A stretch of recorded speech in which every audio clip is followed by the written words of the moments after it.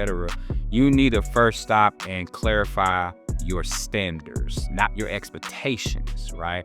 And I want to share the difference. When you have standards, these are things that, you know what I'm saying? This is what I stand for, right? Most people say, I want loyalty, I want trust, you know what I'm saying? I want mutual agreements, and that's real.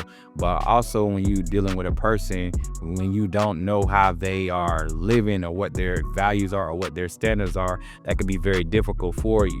So before you proceed into another situation, you got to make sure you know your standards. You got to know what it is that you like. You got to know what it is that I don't like.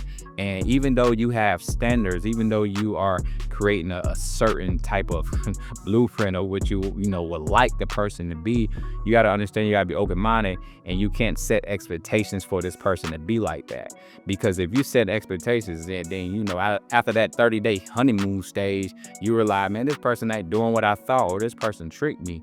Well, you set those expectations, you failed yourself. So when you set these standards, you're not necessarily judging, you're not setting expectations. This is just really simply what I like, you know what I mean? And so you have to be about that way. You got to know exactly what it is that you like, and that's, again, this is not about a perfect person. This is not about perfection. It's just about, hey, listen, this is what I like.